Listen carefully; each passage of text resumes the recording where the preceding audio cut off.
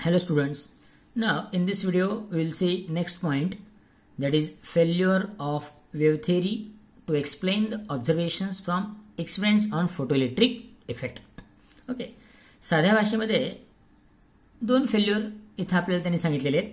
First failure is that see according to photoelectric effect what we studied, that we know the process is instantaneous process.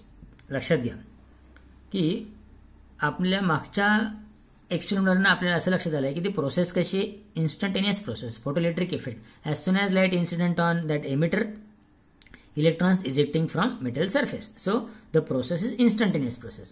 But what wave theory suggests?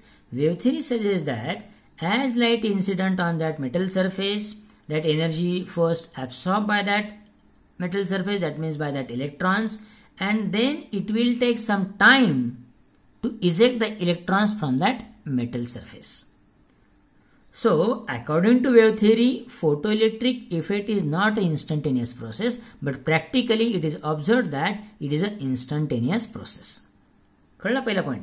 म्हणजे साध्या भाषेमध्ये wave theory सांगते की photoelectric effect हा instantaneous process नाही, पण practically आपल्याला लक्षात आलंय की फोटोइलेक्ट्रिक इफेक्ट कशी प्रोसेस आहे, इन्स्टंटेनियस. म्हणजे याचा अर्थ ज्या क्षणी लाईट इन्सिडेंट होतो पर्टिक्युलर कंडिशनचा, म्हणजे of particular intensity and threshold फ्रिक्वेन्सीचा, त्या एमिटर प्लेटवर इलेक्ट्रॉन्स काय होतात, इजेक्ट होतात. ओके, म्हणजे प्रोसेस काय झाली, इन्स्टंटेनियस प्रोसेस झाली. दुसरा पॉईंट असं सांगतोय की मॅक्झिमम कायनेटिक एनर्जी असते त्या इलेक्ट्रॉनची, आपण मागे शिकलो, it depends on what, frequency of radiation. कशावर डिपेंड असतं, frequency of radiation. But wave theory काय सजेस्ट करते, wave theory suggest that there is no role of frequency in maximum kinetic energy of photo electrons. म्हणजे photo इलेक्ट्रॉनची जी maximum kinetic energy असते त्याच्यामध्ये फ्रिक्वेन्सीचा रोल नसतो असं वेव्ह थिअरी सांगते. प्रत्यक्षात आपल्या लक्षात असं आलंय की मॅक्झिमम कायनेटिक एनर्जी कोणावर डिपेंड असते, त्या फोटो इलेक्ट्रॉनची फ्रिक्वेन्सीवर, फ्रिक्वेन्सी ऑफ इन्सिडेंट रेडिएशनवर. ओके, वेव्ह थिअरी सजेस्ट करते की बाबा रे नाही, फ्रिक्वेन्सीचा रोल नाही, फक्त इंटेन्सिटी जर जास्त असेल तर तुम्हाला काय होतं, मॅक्झिमम कायनेटिक एनर्जी वाढते असं वेव्ह थिअरी सांगते. पण प्रत्यक्षात काय आहे, फ्रिक्वेन्सीवर मॅक्झिमम कायनेटिक एनर्जी डिपेंड असते. बघा दुसरा पॉईंट बघा काय तो, according to wave theory frequency of incident radiation has no role in determining the kinetic energy of radiation, sorry kinetic energy of electrons. And wave theory expect that electron can eject at any frequency. आपल्याला माहिती any frequency आपल्या threshold cross झाल्याशिवाय नाही मिळत, from metal surface if intensity is large. But it is observed that though intensity is very high or large, if the frequency of radiation is less than threshold frequency, then electrons will not eject from metal surface. So these are two you can say drawbacks of wave theory while explaining photoelectric effect. That is called failure of wave theory to explain the concept of photoelectric effect. Okay, आता एक छोटा point आहे work function. Work function काय असतं, त्याचा symbol असतो φ0. Symbol काय त्याचा φ0. सिम्पल कॉन्सेप्ट आहे वर्क फंक्शन म्हणजे this is the minimum amount of energy required to free electron from metal surface. म्हणजे एखादा जर मेटल सरफेस असेल, समजा हा जर मेटल सरफेस असेल, कमीत कमी लागणारी एनर्जी, लाईट एनर्जी कशासाठी, to eject electron from metal surface. So काय डेफिनेशन आहे, the minimum amount of energy required to liberate म्हणजे free electron from metal surface is called photo electric work function, किंवा नुसतं वर्क फंक्शन म्हटलं तरी चालतं. Okay, it is different for different metals. वेगवेगळ्या मेटल्सला ते काय असतं, वेगळं असतं. त्याचा सिम्बॉल जो असतो तो असा असतो φ0. So φ0 is symbol for what, photo electric work function, किंवा नुसतं वर्क फंक्शन म्हटलं तरी चालतं, work function. Okay. Now work function depends on what? Work function depends on properties of the metal and nature of its surface. Okay. म्हणजे सरफेसचं nature कसं आहे त्याच्यावर, rough, smooth आणि मेटल कसं आहे, कुठलं आहे. मी मेटल बदललं की तुमचं वर्क फंक्शन काय होतं, बदलतं. ओके, आणि त्याचं जे युनिट असतं ते आपण जनरली कशात वापरतो, electron volt. Work function unit काय वापरलं जातं, इलेक्ट्रॉन व्होल्ट. ओके, त्याच्यानंतर एक छोटा परत पॉइंट आहे तो म्हणजे Einstein's postulate of quantization of energy हे आपण शिकलेलं आहे, ओके नाही. आइन्स्टाईन्सचं जे एनर्जीचं रिलेशन आहे इन टर्म्स ऑफ फ्रिक्वेन्सी ते काय, E is equal to H nu. म्हणजे आइन्स्टाईन्स काय सांगितलं, Einstein's propose that under certain conditions light behaves as it has a particle nature. म्हणून आपल्या चॅप्टरचं नाव काय, ड्युएल नेचर. म्हणजे लाईटचं आपण वेव्ह नेचर पण शिकतो आणि हे पार्टिकल नेचर पण शिकतो. लाईट काही फिनॉमिना आपल्याला वेव्ह नेचर एक्सप्लेन करतात, काही फिनॉमिना आपल्याला काय करतात, पार्टिकल नेचर. किंवा उलट म्हणूया, काही फिनॉमिना एक्सप्लेन करण्यासाठी आपल्याला वेव्ह नेचरचा यूज करावा लागतो आणि काही फिनॉमिना एक्सप्लेन करताना आपल्याला पार्टिकल नेचरचा एक्सप्लेन करावा लागतो किंवा यूज करावा लागतो. So E is equal to H nu. याच्यामध्ये E energy radiated in terms of photons, ज्याला आपण काय म्हणतो, क्वांटा असं पण म्हटलं जातं, किंवा energy radiated in the form of bundles और पॅकेट्स कॉल्ड क्वांटा म्हणजेच photons. E is equal to H nu, where nu frequency of radiation and H काय तुमचा प्लँक्स कॉन्स्टंट. ओके, आता see explanation of observations of photoelectric effect by using Einstein's postulate of quantization of energy. याचा अर्थ सांगतो काय ते. हे पूर्ण theoretical chapter आहे. See, we already studied the photoelectric effect, right? And we have some observations. त्याचे आपण एक ऑब्झर्वेशन 7-8 ऑब्झर्वेशन पाहिली, बरोबर आहे. आता आपल्याला ह्या आर्टिकलमध्ये काय बघायचं आहे, ही जी आइन्स्टाईनची थेअरी आहे, E is equal to h nu. By using this theory, we can explain that observations of photoelectric effect. म्हणजे साध्या भाषेमध्ये Einstein's E is equal to आइन्स्टाईनची theory E is equal to किंवा फॉर्म्युला आहे हा E is equal to h nu.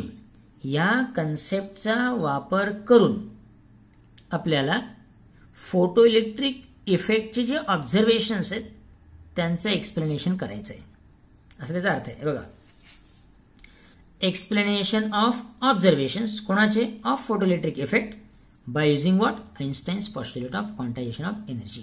म्हणजे ही जी आइन्स्टाईन्स पॉस्ट्युलेट ऑफ क्वांटायझेशन एनर्जीचा कन्सेप्ट आहे, ह्या कन्सेप्टचा वापर करून आपण जे फोटोइलेक्ट्रिक इफेक्ट मधले ऑब्झर्वेशन्स बघितलेत ते आपल्याला काय करायचे, एक्सप्लेन करायचे, किंवा त्याला प्रूफ म्हणूया, किंवा याचा आधार घेऊन हा कन्सेप्ट वापरून ते पॉइंट्स आपण परत काय करतो, एक्सप्लेन करतोय. So that is a explanation of observation of photoelectric effect by using Einstein's postulate of quantization of energy. आता पहिला पॉइंट बघा काय, Einstein's argued that when light incident on metal surface, photons collide with electrons. Collision is perfectly elastic, so total energy of photon is transferred to electron. Electron will emit from surface only when energy gained by electron is more than or equal to work function. Similarly, if mu is greater than mu 0, electron will eject from metal surface however small the incident intensity is. याचा अर्थ सांगतो काय तो बघा. याचा अर्थ असा की आपलं ऑब्झर्वेशन काय होतं की बाबा वेन रेडिएशन किंवा लाईट म्हणूया आपण incident on that emitter plate, we observe that, आपल्या लक्षात काय आलं की इलेक्ट्रॉन्स इजेक्ट होतात, ही पहिली गोष्ट. मग का इजेक्ट होतात याचं कारण आपल्याला ह्या थेअरीपासून मिळतं आपल्याला. Why? So explanation of that point on the basis of Einstein's theory. म्हणून आइन्स्टाईन साहेबांनी आर्ग्युमेंट काय केलंय की बाबा रे काय इलेक्ट्रॉन बाहेर पडतात, तर ते म्हणतात की yes, light consist of energy particles photons. When that light incident on metal surface that photons collide with that electrons and transfer energy. आता फोटॉन्सकडे किती एनर्जी आहे, E is equal to H nu. जेवढी फ्रिक्वेन्सी असेल तेवढी energy असेल बघा, E is equal to H nu. Nu जास्त असेल तर एनर्जी जास्त, म्हणजे फ्रिक्वेन्सीवर ते एनर्जी डिपेंड आहे. फ्रिक्वेन्सी जास्त, एनर्जी जास्त. सो मग ते जे फोटॉन्स स्ट्राईक होतात, इन्सिडेंट होतात आणि ते इलेक्ट्रॉन्सवर कोलाइड होतात. कोलिजन परफेक्टली इलास्टिक असतं, म्हणजे काय असतं, there is no loss of kinetic energy, no loss of momentum. त्यामुळे पूर्ण एनर्जी ते इलेक्ट्रॉन्सला ट्रान्सफर करतात आणि त्यांना एनर्जी मिळाल्यामुळे ते मेटल सरफेसमधनं बाहेर पडतात. पण त्यांनी सांगितलं की कंडिशनल आहे. काय कंडिशनल आहे, जर ती एनर्जी ॲब्सॉर्ब बाय इलेक्ट्रॉन जी एनर्जी आहे ती जर फोटो इलेक्ट्रिक वर्क फंक्शनपेक्षा जास्त असेल तरच. कारण कमीत कमी आपण आताच बघितलं फोटो इलेक्ट्रिक वर्क फंक्शन म्हणजे काय, minimum energy required to liberate किंवा to free the electron from metal surface. म्हणजे कमीत कमी तेवढी एनर्जी जर फोटॉन देऊ शकलेत इलेक्ट्रॉन्सला तरच ते बाहेर पडतील ना. मग ती एनर्जी कोणावर डिपेंड आहे, फ्रिक्वेन्सीवर. म्हणूनच ते म्हणतात की फ्रिक्वेन्सी जर तुमची थ्रेशोल्ड फ्रिक्वेन्सीपेक्षा जास्त झाली तरच ती कंडिशन सॅटिस्फाय होईल आणि तरच इलेक्ट्रॉन्स काय होतील, बाहेर पडतील. सो पहिलं पॉईंटचं त्यांनी एक्सप्लेनेशन काय सांगितलं आइन्स्टाईन साहेबांनी आपल्याला, जे फोटोइलेक्ट्रिक इफेक्टचं जे ऑब्झर्वेशन आहे त्याचं एक्सप्लेनेशन त्यांनी काय सांगितलं, तर as light incident on it म्हणजे काय, emitter plate, electron ejecting from the metal surface. Okay, no problem. But why such thing happen. So according to Einstein's concept, that कोणतं concept, quantization of energy.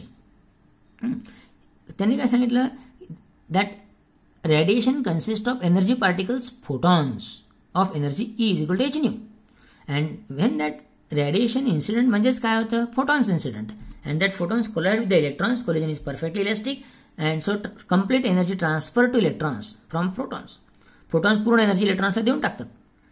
If that energy is sufficient म्हणजे किती, equal to or greater than photoelectric work function, then electron ejecting from metal surface. आणि म्हणून जोपर्यंत incident frequency threshold फ्रिक्वेन्सीपेक्षा जास्त नसते तोपर्यंत electrons eject होत नाही, असा त्याचा अर्थ आहे.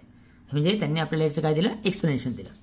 सेकंड बघा, the exchange of energy between photon and electron is instantaneous and hence there is a no time lag between the incident light and emission of electron. Yes, दुसरा पॉईंट काय होता आपला, the process photo electric effect is a instantaneous process, असं आपण म्हटलं की नाही.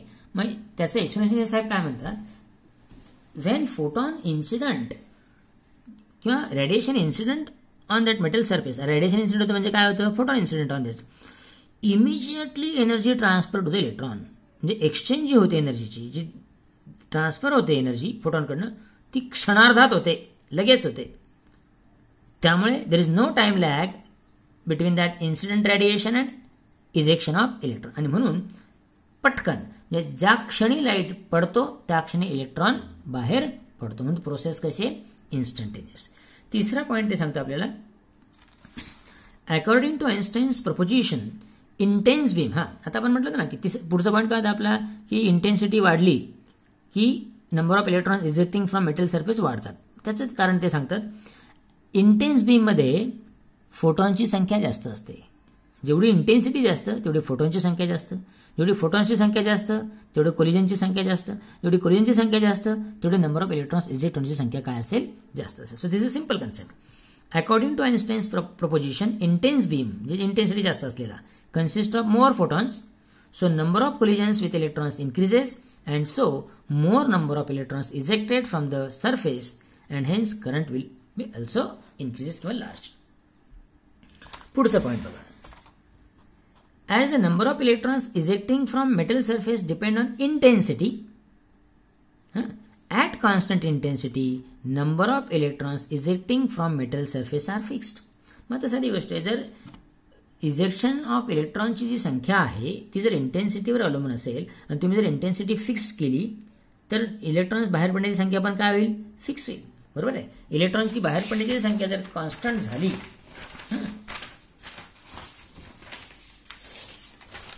तर आपण बघितलं कॉन्स्टंट झाली तर होईल काय, जरी तुम्ही ॲक्सिलेटिंग पोटेन्शियल कलेक्टरचं वाढवलं तरी इलेक्ट्रॉन ॲक्सिलेट होण्याचं प्रमाण मात्र काय असेल, फिक्स्ड होऊन जाईल ना. कारण मी तुम्हाला म्हटलं मागच्या वेळेस पण की इंटेन्सिटी फिक्स केली म्हणजे इलेक्ट्रॉन बाहेर पडण्याचं प्रमाण फिक्स झालं. मी एक्झाम्पल घेतलं आपण 2000, समजा सुरुवातीला ॲक्सिलेटिंग पोटेन्शियल कमी असेल तेव्हा कमी इलेक्ट्रॉन ॲक्सिलेट होतील, त्यामुळे सुरुवातीला कमी करंट असेल. पण जसं ॲक्सिलेटिंग पोटेन्शियल वाढत जाईल तसं ॲक्सिलेट होणारं इलेक्ट्रॉनची संख्या वाढत जाईल, त्यामुळे फोटो करंट वाढत जाईल. पण एक वेळ अशी येईल की जेवढे इलेक्ट्रॉन्स त्यातनं बाहेर पडत आहेत तेवढे पूर्ण ॲक्सिलेट होऊन कलेक्टरकडे येतील. त्याच्यानंतर मात्र तुम्ही पॉझिटिव्ह पोटेन्शियल वाढवून फायदाच नाही, कारण इकडे नाहीच आहेत, इमिटरमधनं बाहेरच पडत नाही त्याच्यापेक्षा जास्त, तर येतील कुठून. म्हणजे त्यावेळेस तुमचं number of electrons accelerating towards collector fixed होऊन जाईल, त्यामुळे current passing through the circuit सुद्धा फिक्स होईल. नंतर आपण काय म्हणतो, सॅच्युरेशन करंट. हे बघा हा पूर्ण पॉइंट इथपर्यंत आता मी सांगितलं तुम्हाला. So that current is called cancer saturation current.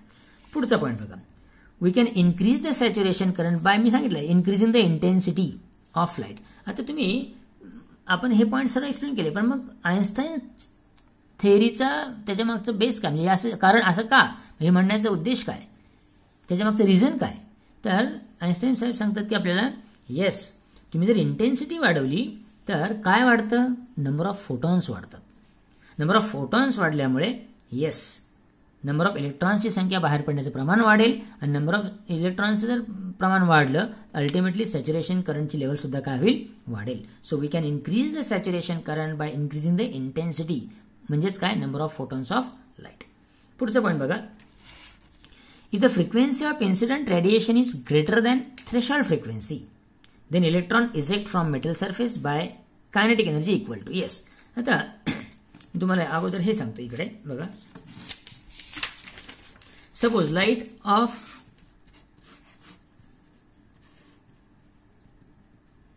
Energy h nu incident on this. समजा ह्या मेटल सरफेसवर लाईट किती पडतोय, H new. Okay, this one. Now few quantity of energy is required to just reach electron from interior to the surface. That energy, minimum energy required to just liberate म्हटलं म्हणजे इथपर्यंत पोहोचायला, आणि त्याच्यानंतर तो बाहेर पडणार आहे.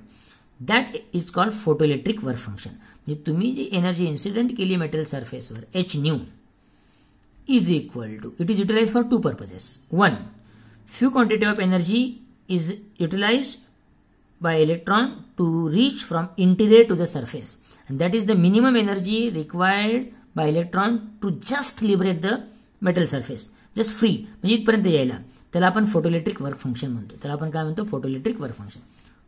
अँड रिमेनिंग एनर्जी, यातली ही ते गेली, remaining energy used by that electron as a maximum kinetic energy 1/2 mvmax square किंवा kemax.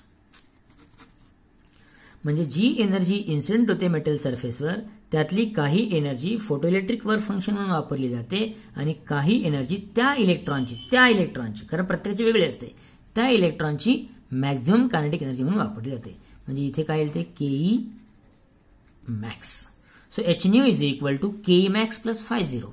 Therefore K max is equal to, हा 50 इकडे जाईल, h nu minus 50. So K max is equal to H nu minus 50. हे equation किंवा हे equation, या इक्वेशनला काय म्हटलं जातं, आइन्स्टाईन्स फोटोइलेक्ट्रिक इक्वेशन. या इक्वेशनला काय म्हटलं जातं, आइन्स्टाईन्स फोटोइलेक्ट्रिक इक्वेशन. हे बघा या इकडे,